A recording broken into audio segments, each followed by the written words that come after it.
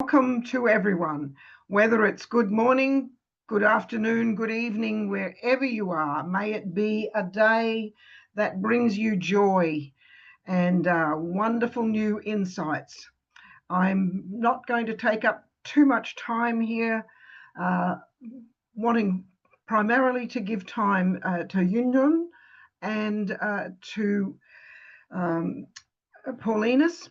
I'm going to ask that first of all, Eunjin is the first speaker, and then we'll immediately go on after about 20 minutes to Paulinus, and then we'll have a combined Q&A at the end after Eunjin and Paulinus have a little question time for each other if they want to. So first of all, let me introduce to you Eunjin Jeon as a third-year doctoral student at the University of Denver and the Iliff School of Theology. She's pursuing a PhD in the study of religion with a concentration on religion and human experience, and her research explores the identity formation of young adults within the K-pop culture, examining how religious, cultural, and digital influences shape their experiences and their self-understanding. She's in her third year and heading towards the end. Eunjin, thank you for your very interesting paper. I invite you to give us some of the highlights for it. Thank you so much. So I'm gonna sharing my screen first.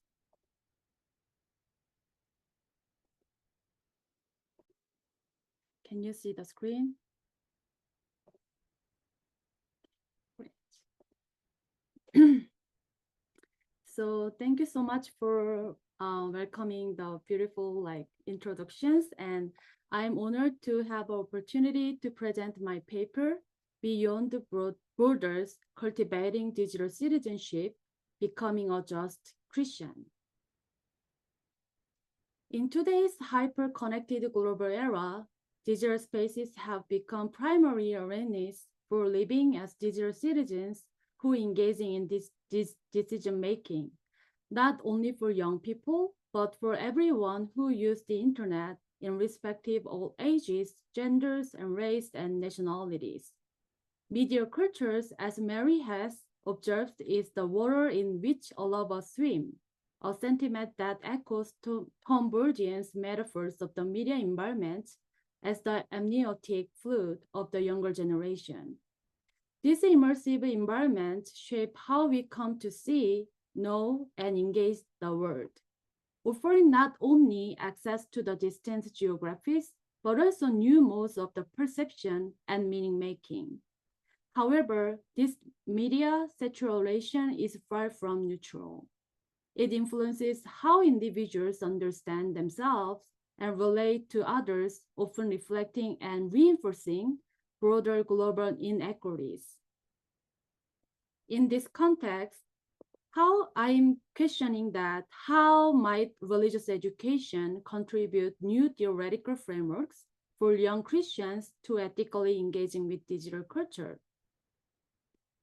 So to answer these questions, I claim that the cultivating digital citizenships in response to the ethical challenges of the global digital society, such as digital colonialism, algorithmic bias, and epistemic erasures, can foster the formation of the just Christians.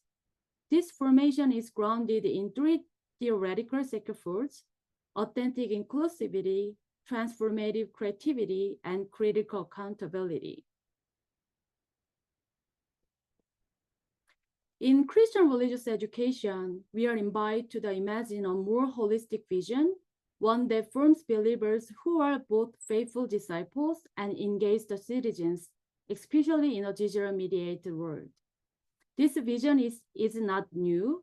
It aligns with a long-standing goal in religious education, cultivating what John Coleman has called a kind of the bilingual fluency, that is, helping learners speak both the inward language of the church life and the outward language of the public transformative engagement.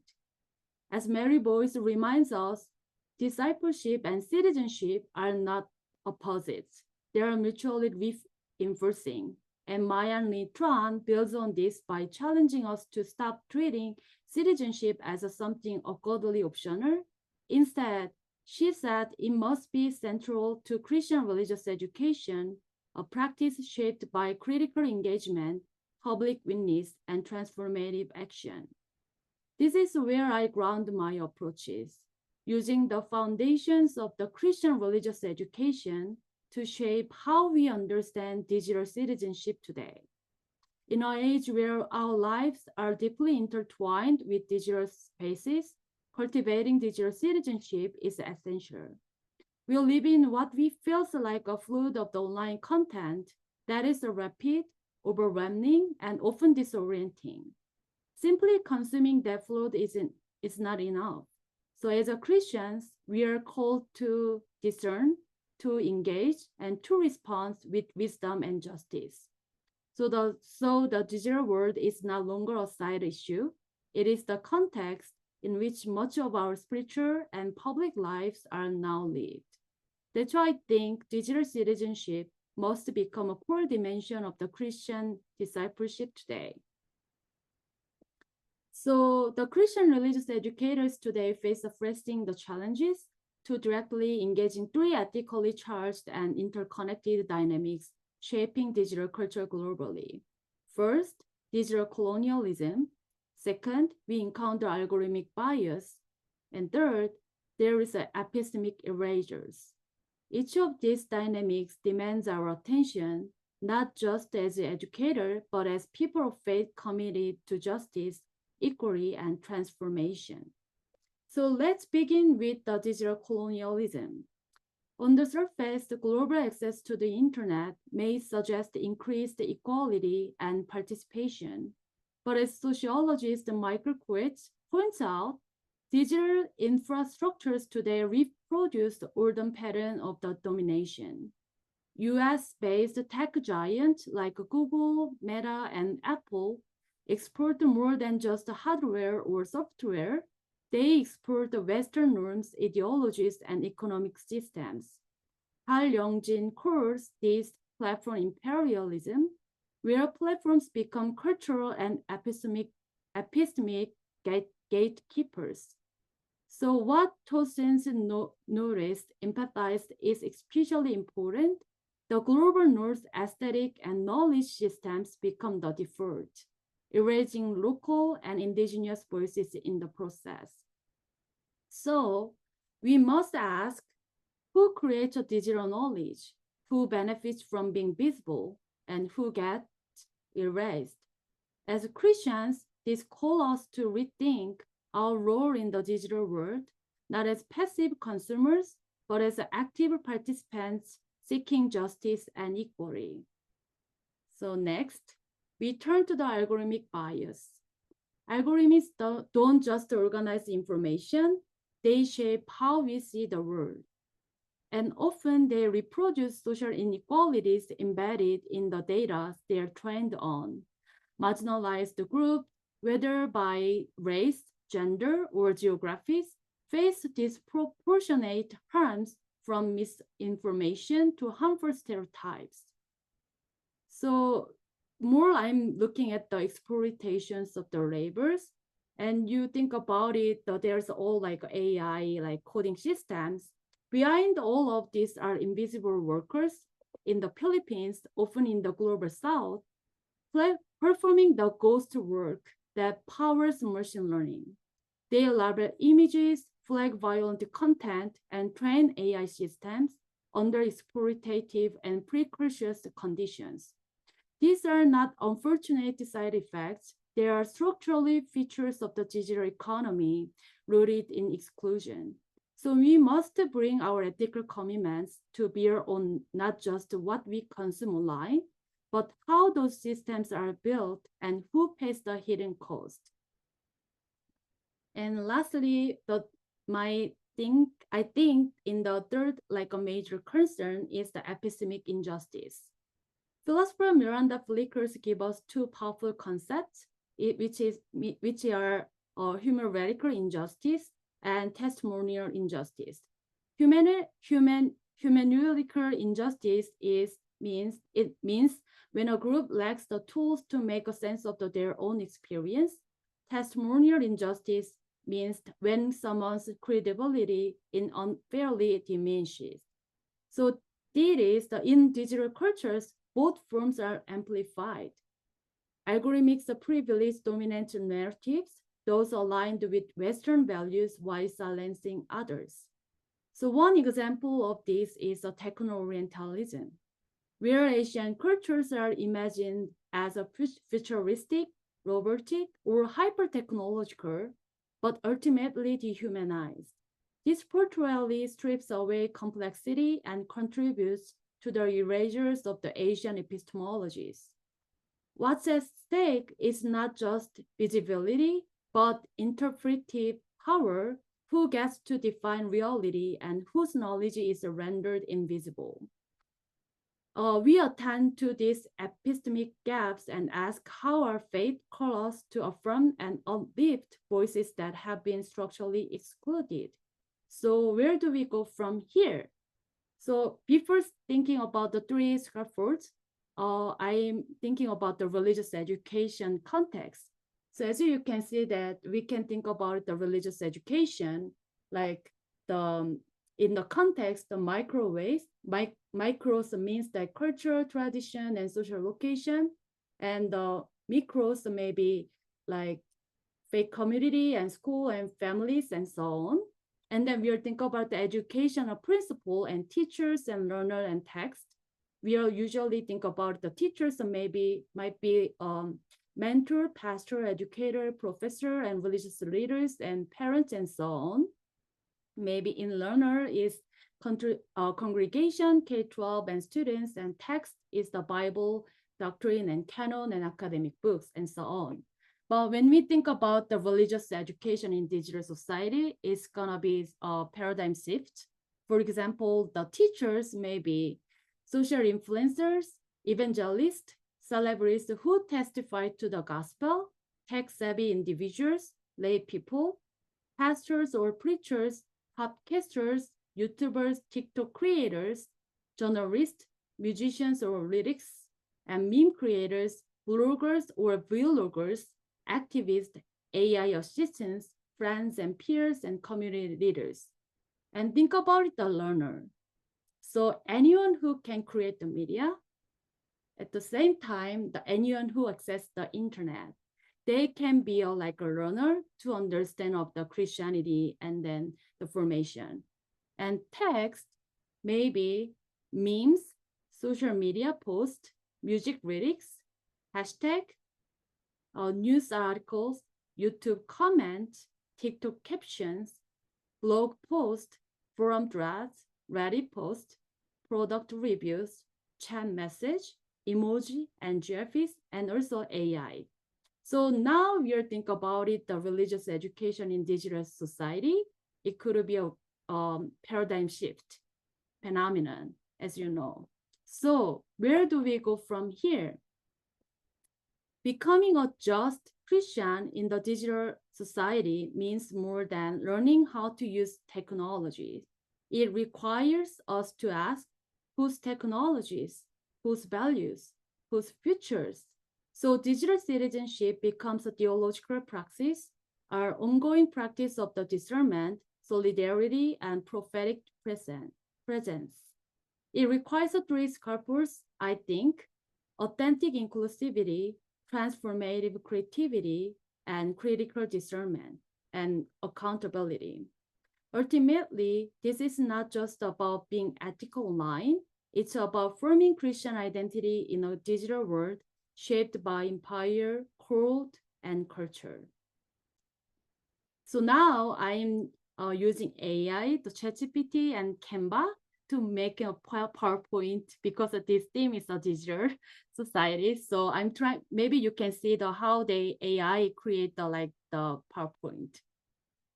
So I give us some words, the keywords, and then they made like this: authentic inclusivity. Authentic inclusivity begins by centering marginalized voices. especially those from the global south and historically excluded communities. In both religious discourse and knowledge production, we must move beyond the one-sided, homogenized approaches and instead engage in multi-layered, ecumenical, and interfaith dialogues. The digital spaces are not neutral. So, but they can, the scholars argues that there's carry both the potential and risk. They can empower marginalized communities, but also reproduce colonial structures. That's why inclusivity must go hand in hand with creating the colonial educational space that further openness, critical relationships, and transformative learning. At the heart of this work is theological reflexivity, a self-aware practice of recognizing our positionality and how neo-colonial histories in digital media, digital society have shaped our perspectives. This reflexivity helps us unlearn dominant Western frameworks and see the others not as a threat, but as neighbor made in God's image, with inherent dignity and wisdom. To truly reshape the digital citizenship and in the religious education, we must ask, whose voices are we listening to?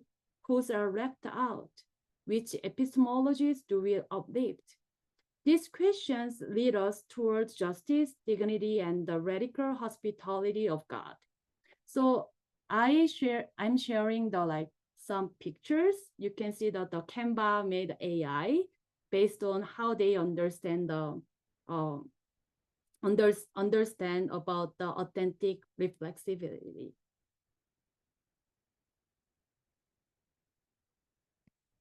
So second one is a transformative creativity. Transformative creativity is essential for ethical digital citizenship in the religious education. It begins by challenging traditional hierarchies and fixed theological canons, recognizing that valid theological expression now includes digital forms like memes, stories, and online liturgies. In this digital context, learners are no longer passive recipients. They become co-creators, actively interpreting and expressing faith in ways that resonate with their lived experience. This shift draws from the Paulo Freire's ideas, concisations, developing critical awareness that leads to liberative action. It also echoes the Maxine Green's call for imagination that disrupt the taken for granted and open space for empathy and transformation. So ethical storytelling is a center in the digital culture. As Christine Hong reminds us, how we tell stories matter. Are we humanizing or dehumanizing? Are we resisting colonial frameworks or reinforcing them? So ultimately, transformative creativity reclaims a theological agency.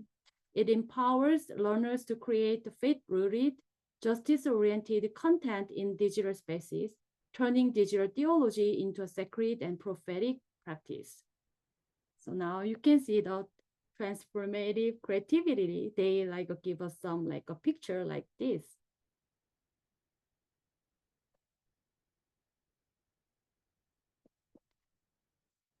The third one, the critical accountability. In the formation of the digital citizenship, critical accountability is not just a moral suggestion, it is a theological and pedagogical imperative. For Christian educators and religious educators and learners navigating today's complex digital world, it calls for more than media literacy. It requires prophetic discernment, a practice grounded in liberative action. So David Morgan speaks of the discernment as seeing with the eyes of the others. These kinds of the ethical vision enlarge our awareness and responsibility. It compels us to look critically at the hidden power structures that shape our digital environments. Today's platforms are built on the systems like algorithmic curation and content moderations, so which are not often assumed to be neutral, but it's not a neutral. They reflect the same racial, colonial, and gendered bias embedded in the society. So we'll think about it. Sometimes they making how digital media reproduce Orientalistic images of the Middle East, depicting entire regions of people through the suspicion, exoticism, or like violence. These narratives that show up in sci-fi, film, and even online platforms, reinforcing the Western supremacy under the guise of the progress. In this context, critical accountabilities ask us to go deeper than simply evaluating digital content. It demands that we interrogate how platforms themselves shape what we can be seen, said, and believed. So as religious educators, we must teach learners to notice how their digital attention, identity, and participations are entangled with the systems of the surveillance, commodification, and symbolic violence.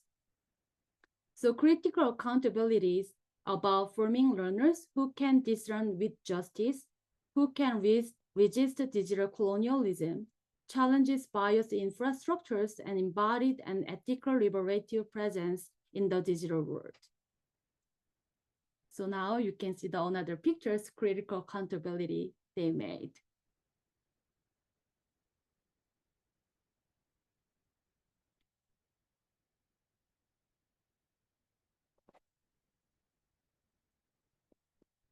So as I conclude, I revisit the Beyond the Borders, Cultivating Digital Citizenship, Becoming a Just Christian. So I invite us to imagine what it means to cultivate digital citizenship beyond borders, not just the geographical, but epistemic, theological, and ethical borders. To be a just Christian in a digital age is not merely to consume information passively or replicate dominant narratives. It is to engage with awareness, to discern with empathy, to create with purpose. It is to resist the forces of the digital colonialism, algorithmic injustice, and epistemic erasures, not through isolation, but through ethical presence, communal imagination, and prophetic action based on the authentic inclusivity, transformative creativity, and critical accountability. This journey demands that we listen to marginalized voices, reclaim theological agency, and hold digital systems accountable.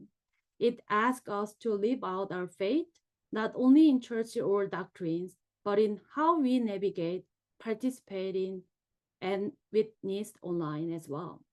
So digital citizenship, when rooted in justice, can be a sacred calling. Let us step into it with courage, humility, and hope.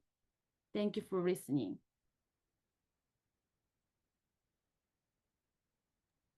Thank you very much, Eunjin. And I am going to go straight on to Paulinus so that we can have lots of time for discussion later. Thank you, Paulinus. Over to you. Oh, I better introduce you first of all. I'm very sorry. So Paulinus is a Nigerian priest. He's just celebrated his 13 years anniversary. He was originally trained in Southeast Nigeria, where he comes from. He's now a 5th year student for the licentiate in sacred theology and a PhD in theology and education at Boston College. And so over to you, Paulinus.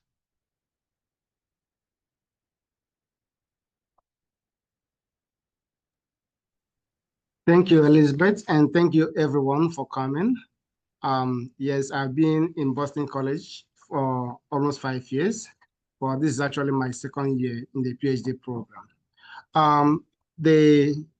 Let me share my screen and see how that goes.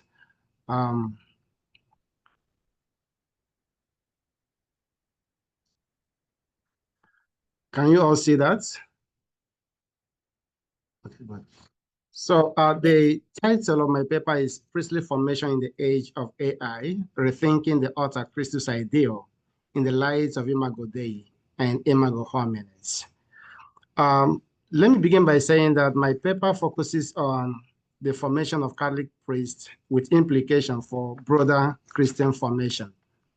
It is, however, inspired by my experiences as a graduate assistant at the Boston College Center for Teaching Excellence, where instructors often grapple with students' use of modern technology.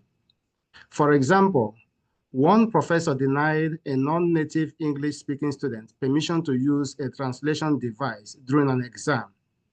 When the student failed, the professor felt guilty, pondering if his refusal had hindered the student from showcasing his knowledge, thereby diminishing his humanity.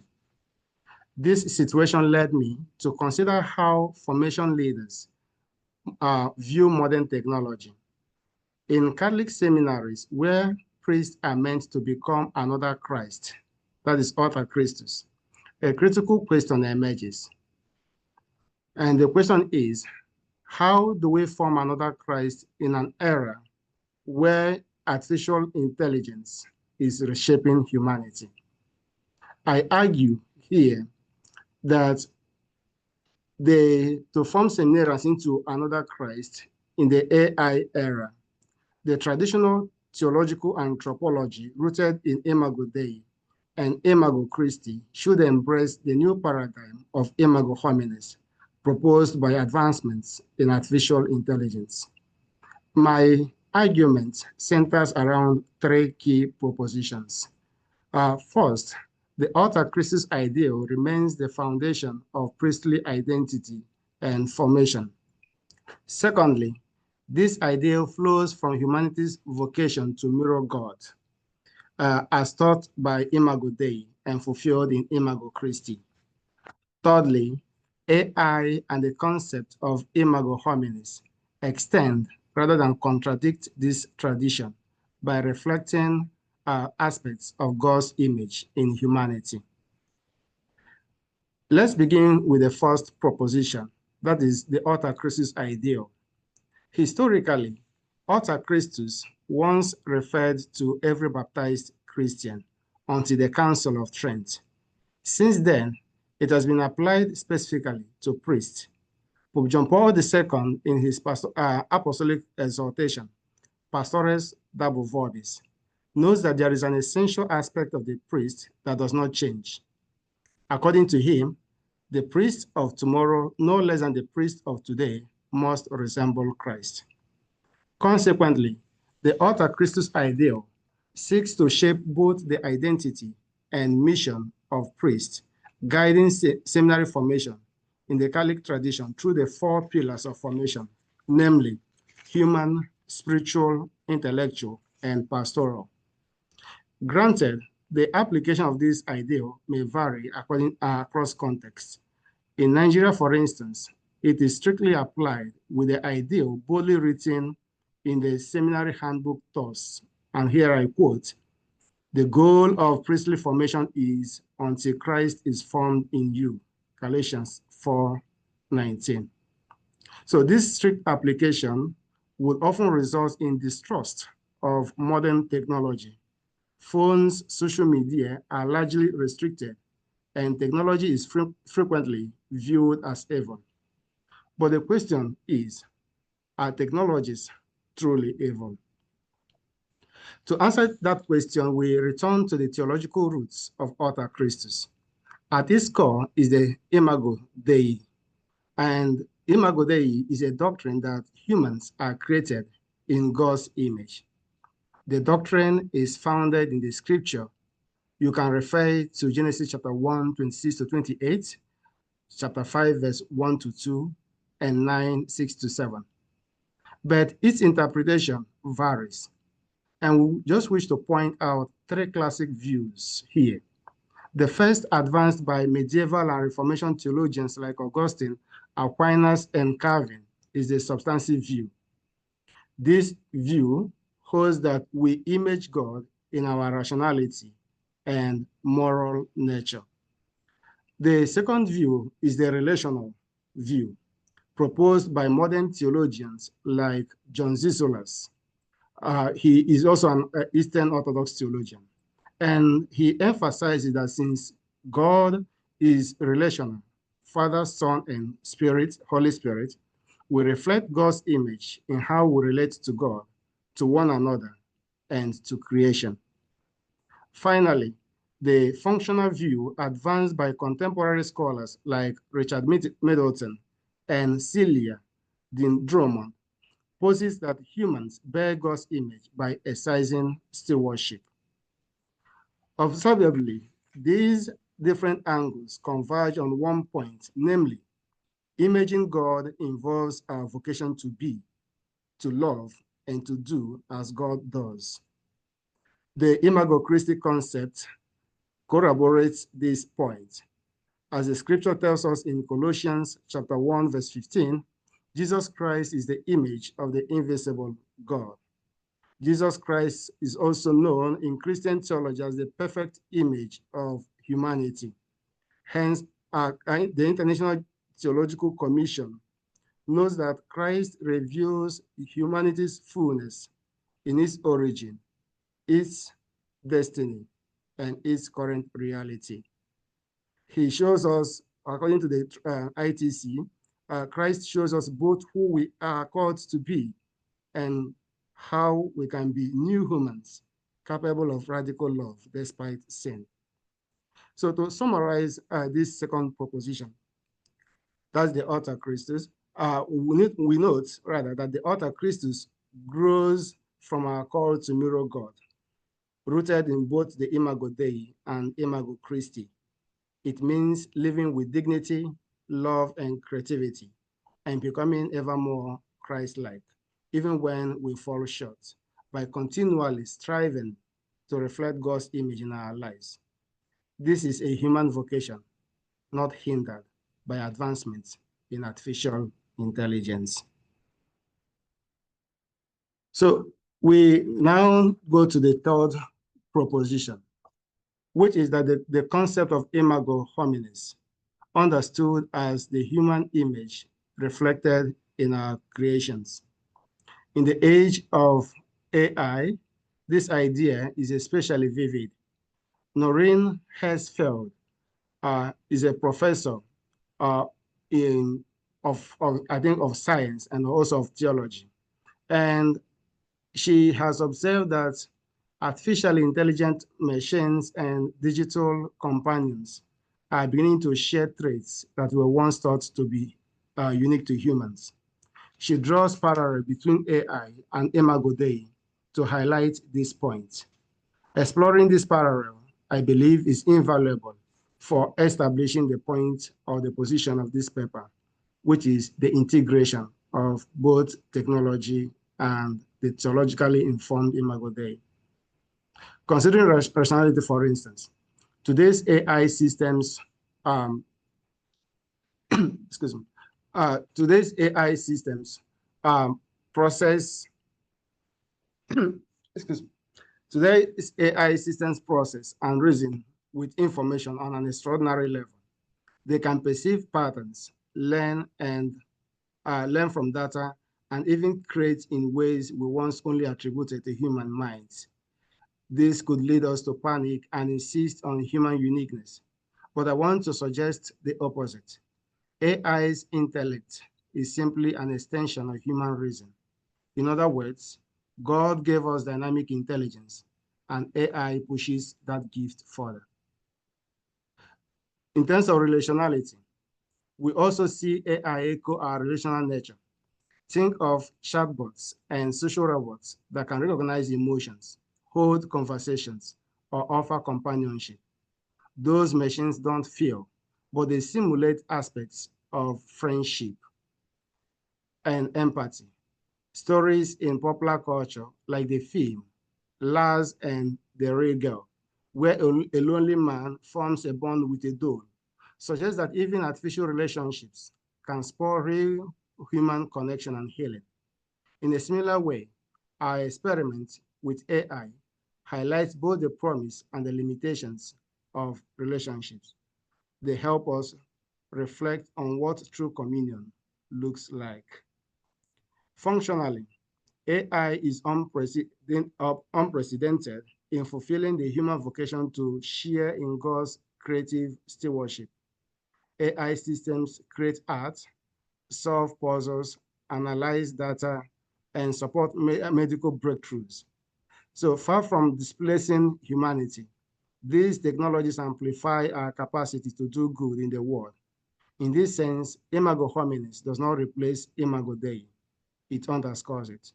Our creative use of technology then, guided by wisdom, serves to honor the divine image in which we are made. With this theological foundation, we want to examine, the integration more closely. And the authors listed here help us in a great way. That's Said Sayari, Maud Mamat, and Maisara Hasbullah.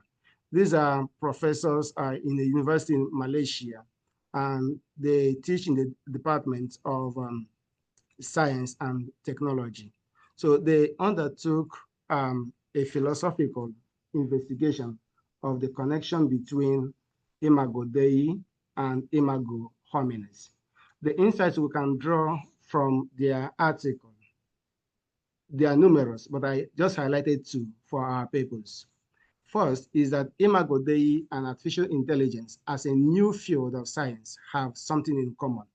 Both of them regard the creation of a being that has the most similarity with the creator, or it is in the form or image of the creator. Regarding this first point, I just want to show you how the connection could be appreciated. In terms of the creator, in Imago Dei, God is the creator.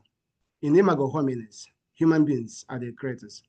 In terms of the image, human beings are the image of God, while machine is the image of human beings. In terms of the attributes, reason, love, stewardship are the attributes of human beings who image God, while logic, functionality, simulation are attributes of machines which image humans. But the goal here, one is that of divine likeness, and the other is human self-extension. Yet, these goals are not at par. I think they collaborate and complement each other. For the second insight, our authors, Sayari and co, tells us that knowing the human-robot relationship and the philosophical basis of the need for this relationship will help human beings to understand the God-human relationship and the goal of the creation of human beings. On the basis of this second insight, I am kind of inviting us to imagine how such integration can help in formation. And here I am pointing out, the self-knowledge through artificial intelligence. So when we have self-knowledge through artificial intelligence, what happens is that we can discover human truths about ourselves by interacting with other human beings. Just as we can discover hidden truths about ourselves by interacting with other human beings, when a person interacts with an intelligent machine critically, it can reveal something about their fears, strengths, and hopes. So for information for a seminary and information, this is an opportunity for spiritual growth. Secondly, such integration leads to a deeper knowledge of God. And the logic here is that understanding what it takes to create intelligent machines fosters awareness of God's act of creating intelligent, free human beings. A deeper awareness of self made possible through critical engagement with technology ultimately leads to a greater knowledge of God if done in the light of faith. And of course, seminary is a place of faith, but it's a place where faith seeks understanding, and so on. Then the third point here is that technology remains a kind of co-creation.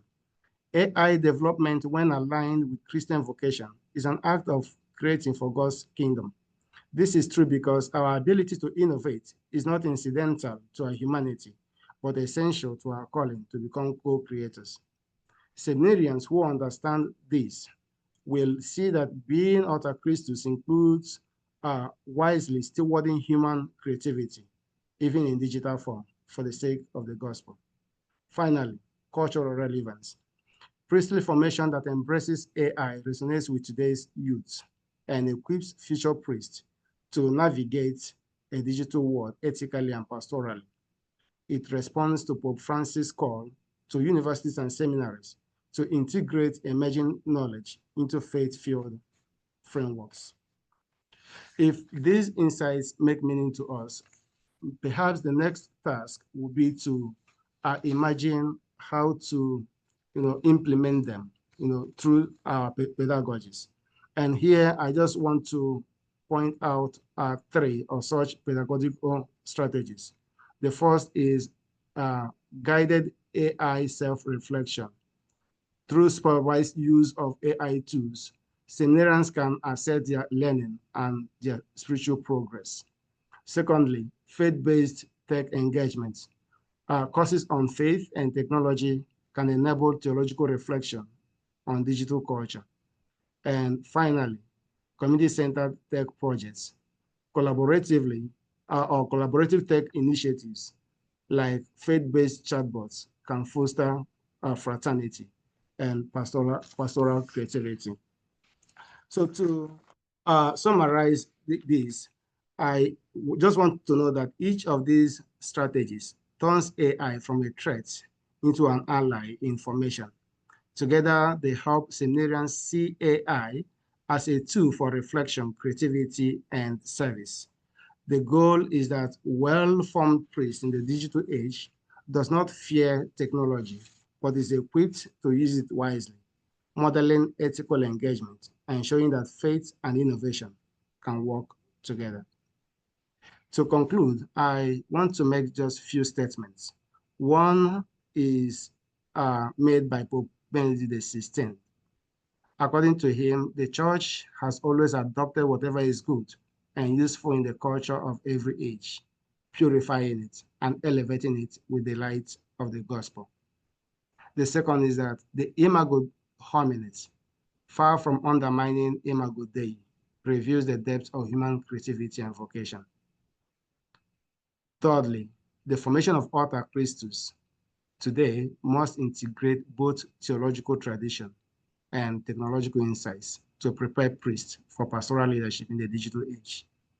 And finally, the task of seminary formators is to ensure that seminarians see technology not as a snare to avoid, but as a net to redeem. In all, I am making a positive appreciation of artificial intelligence in the context of priestly or Christian formation. Thank you.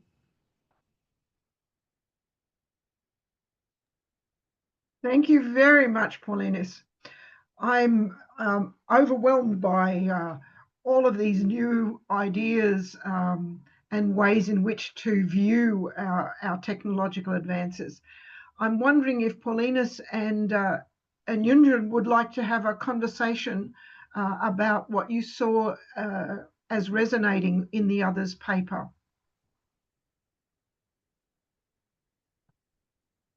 Or question one another about what you were trying to achieve. Yeah. Undo. Fine, Paulinus, go. So I can begin. So first of all, Eugene, thank you so much for your wonderful paper. I truly appreciate it. When you were speaking, Nick will immediately acknowledge that your paper had very strong theological foundation. And I thank you for the efforts to kind of carry out that rigorous research. When you were speaking, you highlighted severally the question of who creates digital knowledge, who benefits, and who gets erased. In fact, you had to mention to ask whose voices are we listening to and who is left out. So here I am seeing, your paper revolving on some kind of suspicion of who. And I'm wondering whether you've a kind of thought of why, why these technologies are created, and if the answering the question of why can also help us, can lead us to a better appreciation. I'm not saying that you're not appreciating it, because you are, of course, your paper is on kind of digital citizenship, how to really make it what it's supposed to be. In fact, for you to even argue for digital citizenship, there is also some kind of acceptance that is a reality we have to kind of face.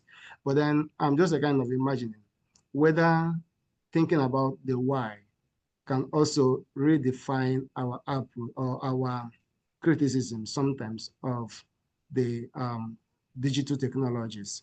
And here I just want to say that, there was this conversation in Boston College over the use of AI and so on. And the students panel were kind of, organized, and the instructors wanted to hear from them. So many of them made allusion to the fact that, when something like calculator came, it was viewed with suspicion.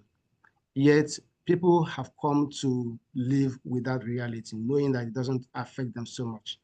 And so just to make it simple, do you consider the question of why in your research? So,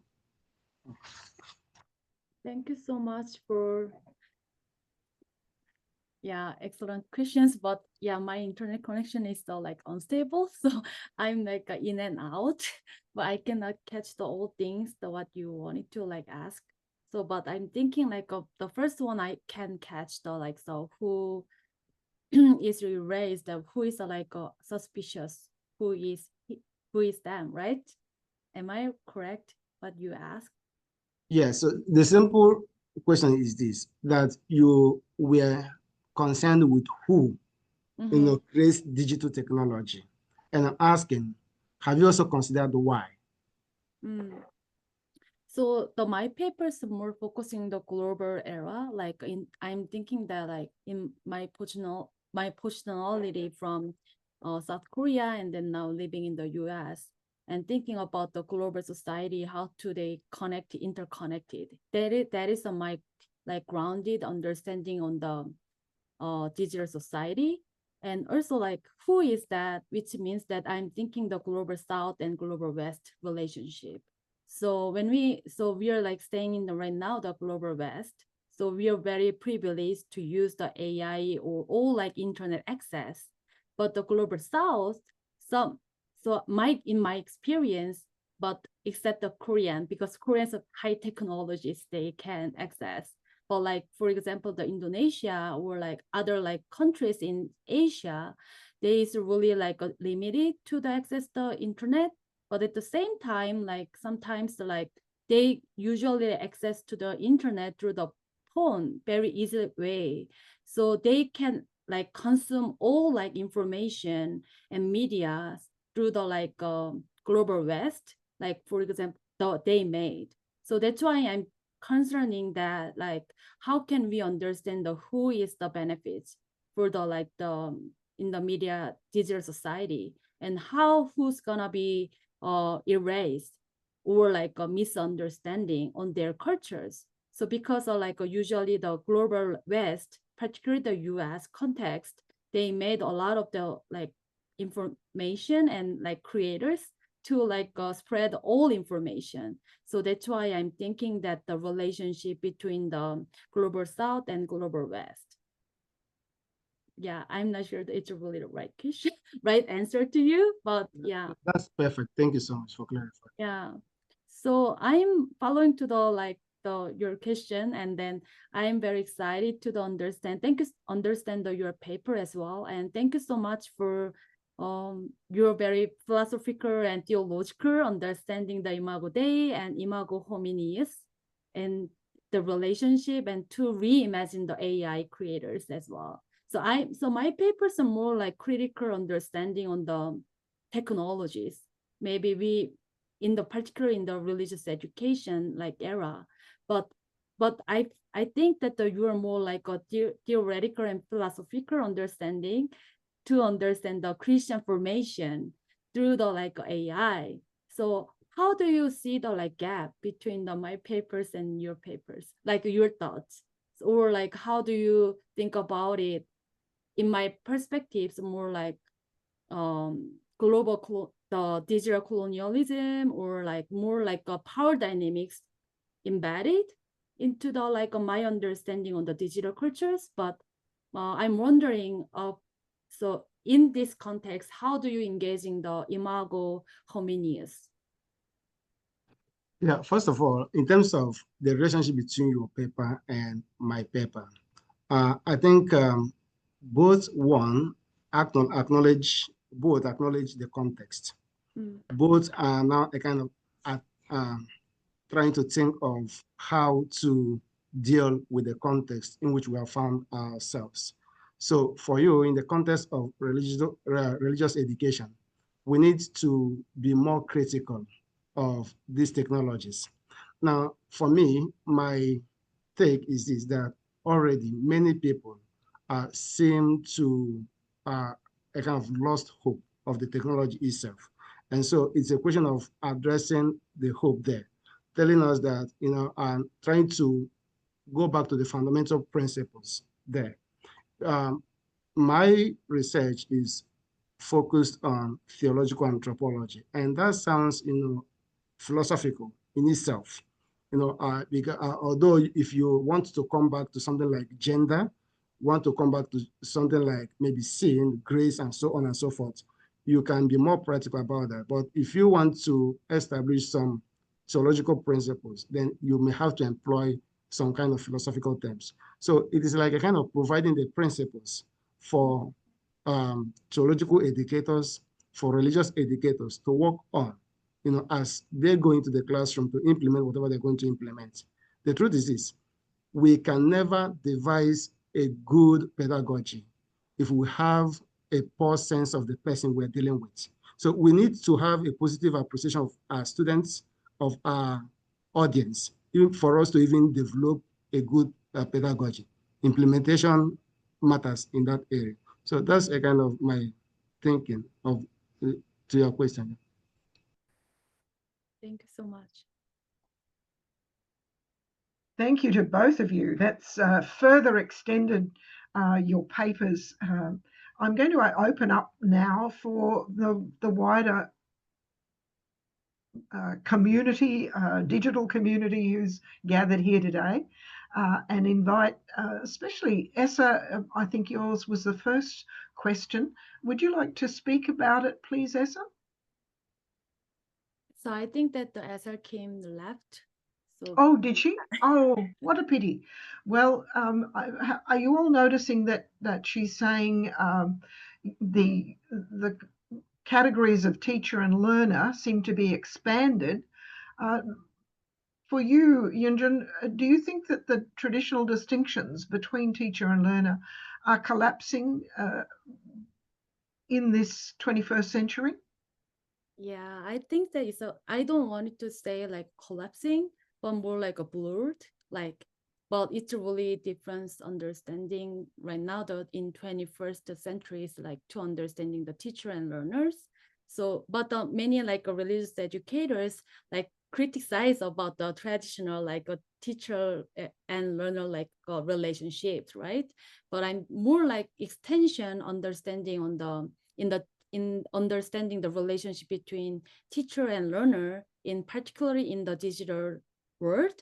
Maybe it's gonna be more like overwrapped, like there's no like authority relationship. More than that, more based the contents based on relationship. So for example, like one of my research in the K-pop, I'm using the like a K-pop music as a like critical like a religious educators like pedagogies into the like how they for the younger generations who criticize the Christianity, traditional Christianity. So they using like very embedded, engaging into the K-pop music, the lyrics, to understand the Christianity. So that's why I'm thinking that like it's gonna be not all like from the canon or tradition or Bible verses, rather more like critical understanding on the Christianity themselves, so on their context. So I think that it's more blurred or like overwrapped, in my opinion. Mhm, mhm. Thank you. I invite others to comment. I wonder whether it's the authority concept that is actually being redefined. But in one sense, I want to go back to my reading of the New Testament, where Jesus puts a child in front of the disciples and says, unless you become like a child. I think maybe educators have often understood that as a teacher, we've been learning, and we learn more from our students because of that interactive process. Mary, would you like to comment? Sure. I love these frames, Eunjin. I really like the way you've laid this out, and the concrete teacher in me wants to know, okay, what does it actually look like? And I'm curious if you have any, I don't know, exercises, assignments, projects that you've done. Maybe say a little bit more about the K-pop piece, but I'm particularly interested in the justice angle. And Paulinus, this could be a question for you too, because when you're involved in priestly formation, I know one of the challenges I have in forming pastors, I teach at a seminary, is their fear of speaking, of preaching in ways that might sound too political, right? And so I'm curious about how we help people get at the justice elements of this in ways that might help us do the positive work with the digital tech, right, that you're pointing to, but get at the justice stuff too. So first to Eunjin, do you have an example of something you've done? Thank you so much, Mary. Yes, I think that it's my homework you gave me. But one thing I bring to the in my experience in the TA in the communication studies the course. So I introduced to the techno-orientalism to the students as a one lectures, and then most of them white, they usually grew up just the US, they very white centered students. So but my child, at the time it was really challenging because they don't understand what it is. So global web, because they have no experience in the US, other countries, or how to engage in all things. So, but good question. Maybe I will need to think about it. So, do you have any? Maybe another publics or the others maybe have something. Well, I'm going to drop a link into the chat. I think sometimes this is a link that goes to the Digital Data Body's website. Sometimes it helps people to even just understand how much their own digital data body, like what it means that their own data is tracked. And there's some exercises in their handbook that are very pragmatic. And I guess that's what I'm always looking for is, what does this actually look like when I'm sitting in a church basement or I'm in my classroom? But I love your framework. So just thank you so much for that. It's a great framework. Thank you so much for sharing the link. Yeah, I will look at it. And also a good question, Mary. So to think about the justice part of what we are saying, my fundamental belief is that, we'll be mentioning something like critical thinking. Eunjin, I kind of quoted Paulo Freire, who talks about conscientization and what that could mean in a context. So this is all valid because critical consciousness can really help someone to be convinced of certain things. And once that conviction comes, speaking about it, doesn't become the problem. What may be the problem is how to speak about it. But people can always speak about it in one way or the other. But they need that critical consciousness to come to the conviction that this is, the reality, and this is something they can help to address. The injustice, the inequalities in our context. These are all, anthropological issues, and a great conviction of who the human person is, grounded in faith, can always spur some conversations in it. So that's my thinking. I don't know if that makes sense to you, but maybe if you have any insight, that would be very great, at least from your experience. Well, I would just note that in the United States right now, we have turned even religious speech into polarizing speech. And I know with some of my students who work in the Dakotas, who pastor in North and South Dakota, they will write to me and say, well, how do I preach about this? And I will say, what does the lectionary text offer you? Preach on the lectionary text, because the biblical texts, it's just throughout all of them, right? And I think that sometimes for some of my students, that's what they need to do. They need to get closer to the biblical text, because the biblical text embodies the justice piece. And even if they can't figure out how to speak about immigration, or they can't figure out how to speak about poverty or Medicaid, they can at least say, here's what the Bible tells us, here's what the gospel says. Maybe.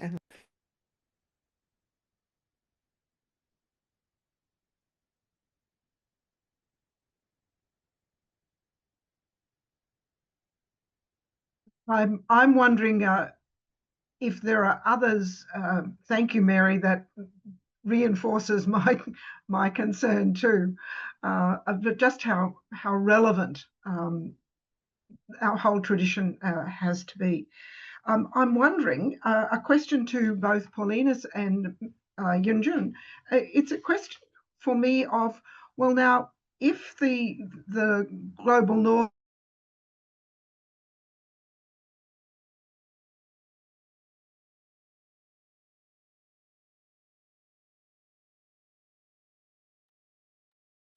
Elizabeth, I think you've frozen.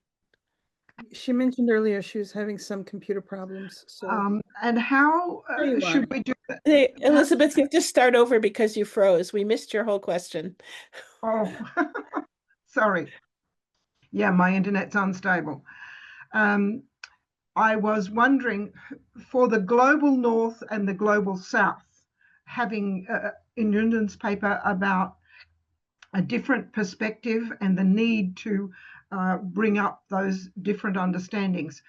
The question is, who's responsible for the critiquing of the AI? Is it just the global north who have to analyze their colonialism and their dominance, or is there something about the global south also having to look at the ways in which they too are consuming, and can we do this together collaboratively, as Paulinus is talking about in terms of seeing the potential? So it's that question of, in one sense, throughout the conference, we've noticed that AI has both positives as well as negatives. So it's the question of who should do the ideological critique. I'm fascinated that Eunjin was referencing both Paulo Freire's work and Maxine Green, and it reminds me of my professor Will Kennedy's work in pedagogy for the non-poor, and his work especially on ideology, and this just is the extension of that ideological question.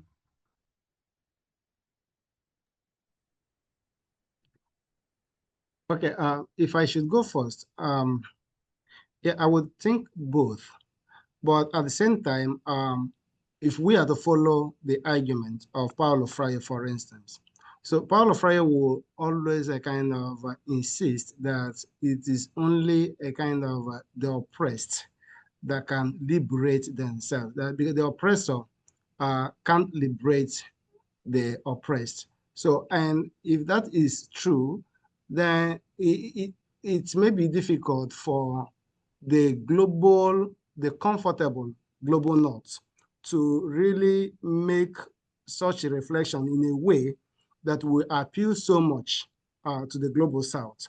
But the global north has its own elements of some kind of colonialism happening. For instance, if the digital technology is used as a tool to perpetuate gender inequality, it is something of concern in the global north. So they can also critique, that from their own context, their own perspectives. But whether that critique, whatever critique they are making, will be so useful to the South, that may be something dicey. However, I believe that whether the North, the opinion of the North and opinion of the South contributes to the greater good of the entire humanity, because we know that over time, some of these things have always changed. Even those that were once so powerful nations today are now a kind of somewhere below, and those who were somewhere below are now coming up, to be so powerful. So I believe that there should be that synergy in the interaction. So it's a really critical question, and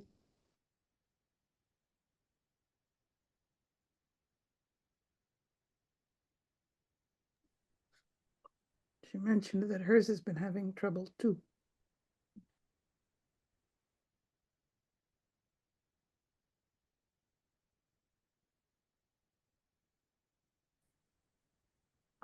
Oh, Eunjin? yeah, I'm back. Try again. We missed you.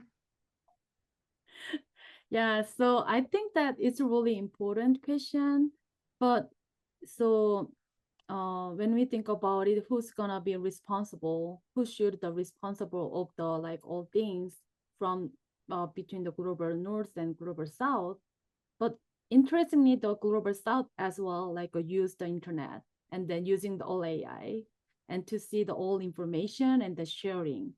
But however the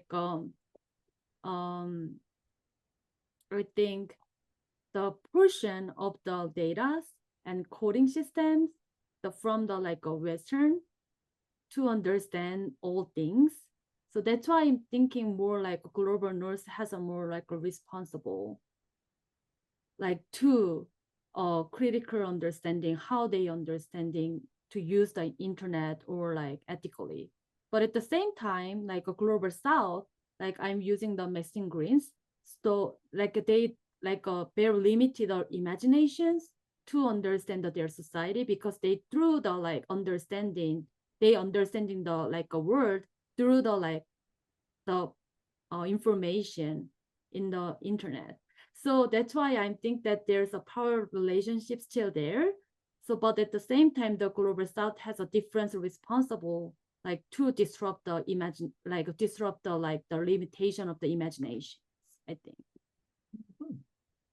Thank you. Yes.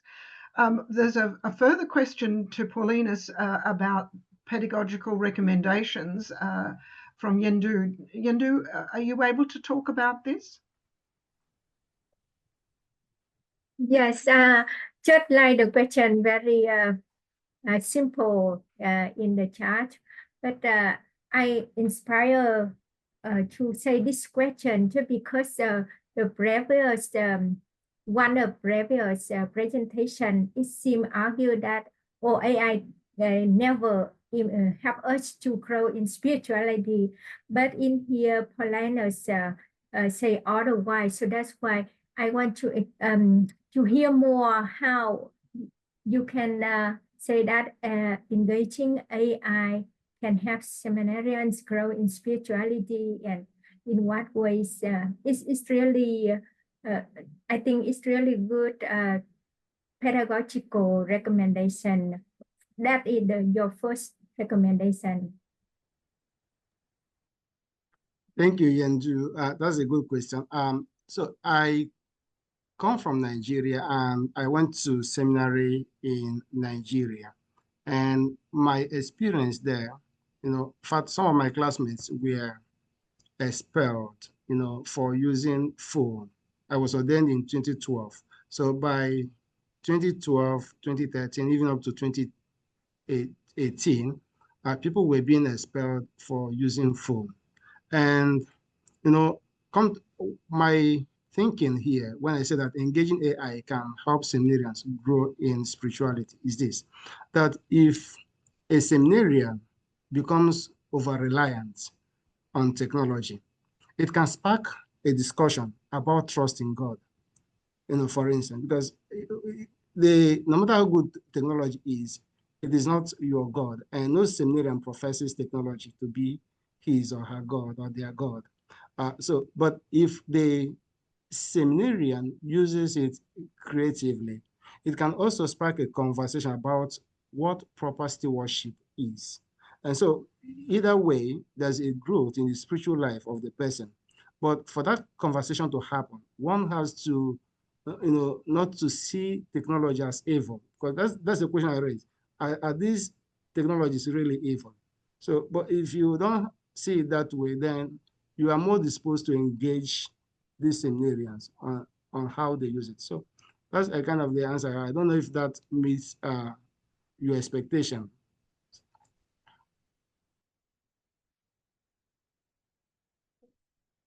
Yendu?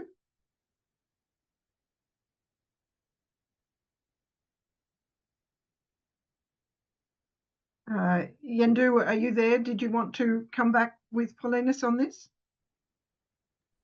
Let's say thank you. Thank you so much, Paulinus. Actually, it's very happy to see both Eunjin and Paulinus in this presentation because we just met each other on the student gathering. Oh, good. Good.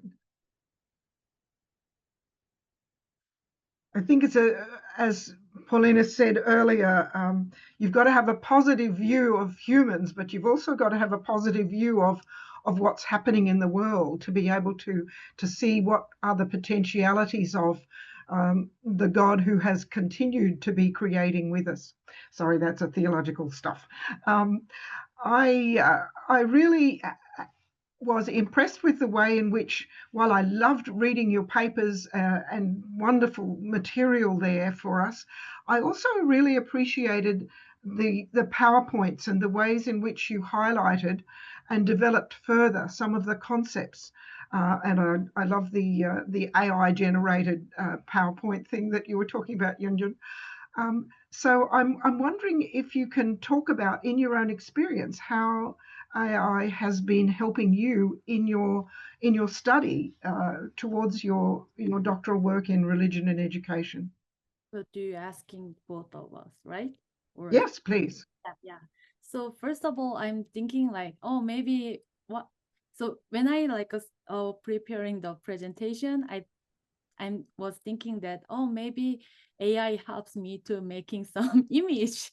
But as you can see that like some images is really creative. And then I'm very surprised that because just the images not like really connected to my themes, but very creative. And or maybe some they like trying to do making all like interfaith like priest and coming together to make. So that's why that point makes me rethink the AI is a positive like to using in the presentation itself. And my like doctoral like program, I'm using the AI to check my grammar because I'm an international student. It's really helpful for me to like revise my like sentence more academic tone like this. I think that it's gonna be really great tool, but at the same time, like I'm worried about like when I like using the AI tools to change all like my grammar or like my sentence, they like they missed my voice, like my tone. That yeah, that's why I'm thinking like how to using the AI or like grammars. Sometimes it takes longer. Like it's much easier to like writing by myself. But if I using the like AI tools, maybe they cannot catch all things what I want to say. So it's gonna be more takes time as well. So I think that's a really pros and cons, but also I'm thinking that I think we cannot like deny all like AI right now, to be honest. Yeah. Thank you. Paulinus? Yes, and just to add, it's just I think the same experience. But then just to add that, within this period, I really came. By the way, I'm not tech savvy, and I hardly use technology as such. So it's sometimes somehow paradoxical that I'm speaking on that. But it's just something that this conference has helped me to really see what is in there. So I struggled with, how do I make my paper not just readable to me, but readable also to my audience. And I discovered that trying to give your paper to people, some do not really have the time to begin to check all those corrections. So the options I had was more of, okay, AI, can you help me in this regard? So, and then, yeah, I got some help, though I would sometimes go back to it to ensure that it represents my thoughts. So, yeah, I would say that my usage of it is much recent, but it has really been very helpful. I noticed one thing in one of the images you had a robot and a human, but it was the dominant image of a white male. Yeah, most of the images I have, they're just AI images. So.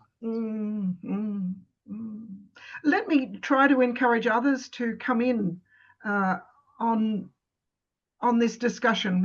What's been your experience of using AI, and how have you felt about your students using it?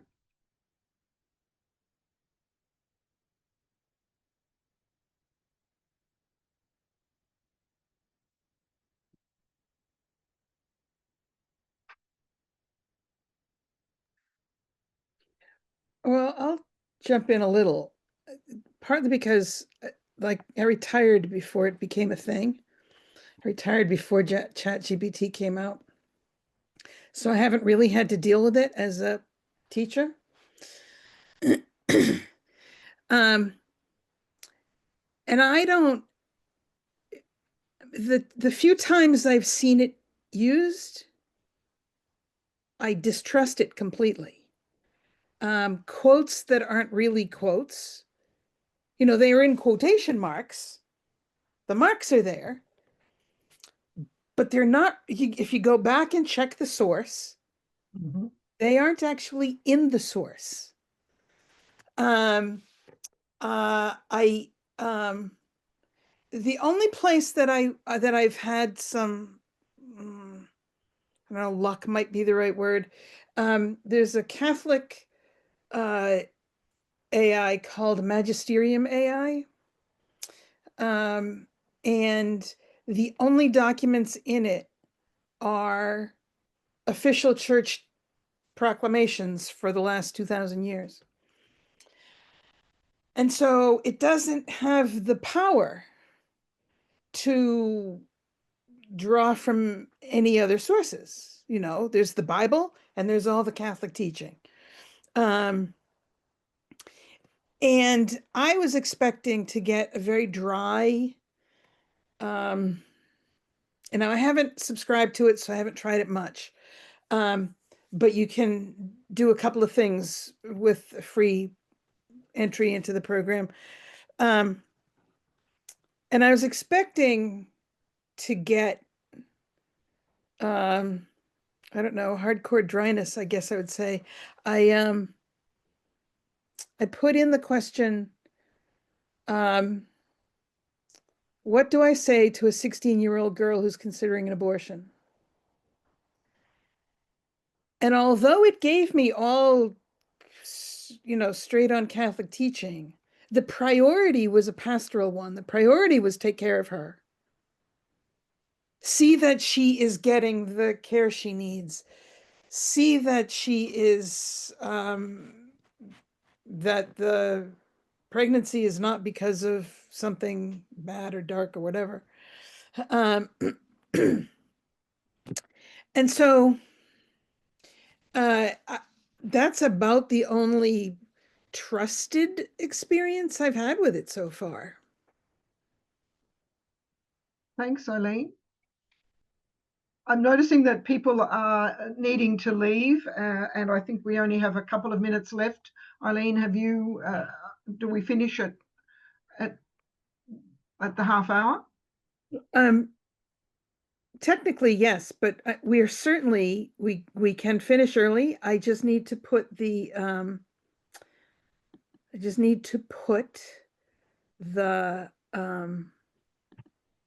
feedback link in the chat.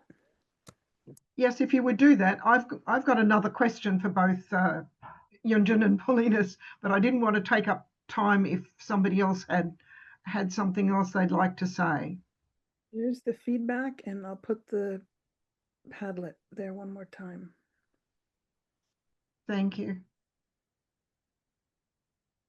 I'm noticing in the papers, Paulinus and Eunjin, there's a lot of emphasis on the human and the telos of what we're doing here in religious education and in our work in Christian formation seems to be the forming of a compassionate, just and equal society where participation and voices from all around the world are made available. There's possibilities.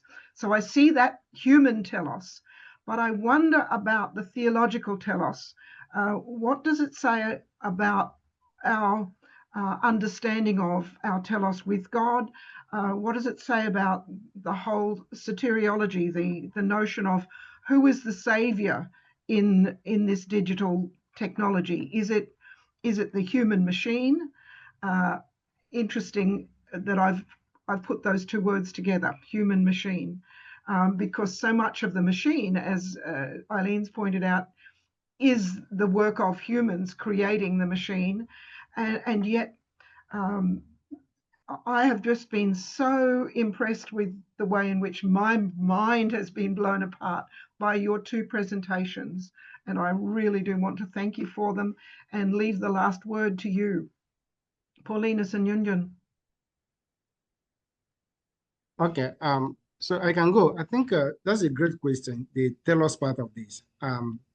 In fact, I carefully avoided that because it could take me a long time, to explore it. For instance, when you are talking about the Imago Hominis as image of humans, and you are thinking of not just the artificial intelligence, you're also thinking about maybe some kind of enhancements happening. How there is. I think I read an article about how the difference between therapy and enhancements are fast phasing out, and there is this whole question of let us kind of, if possible, transfer the human mind to a kind of machine, so that there will be immortality. So that's something huge that technology is a kind of posing as a challenge, and it challenges, how does, what is our ultimate purpose? It raises the question, what is the ultimate purpose of human beings? So just want to acknowledge that, yeah, it's a very cogent question, but my answer would be that, acknowledging, technology cannot extinguish, the other part of who we are, in terms of where we are ordered to. And that is why even the Christ element that I mentioned is powerful, because I concluded that the author Christus, still remains valid. And if we are to model ourselves, in Christ or on Christ, then we have to think about not just the origin, not just our current reality, what we're experiencing now, but also our future, which Christ represents. The Paschal Mystery talks about that future. And, this is something that other Christus helps us to do. So, yeah, great question, but really needs a lot to explore. Thank you.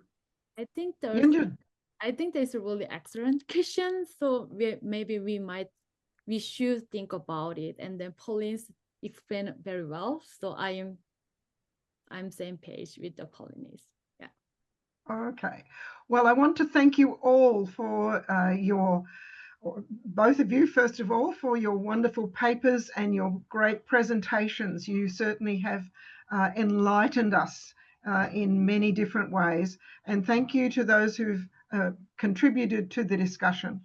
I will encourage you to attend to our feedback and to enjoy the rest of the conference. We've only got a little bit left, but please enjoy one another and our time together. Blessings to you all. Bye.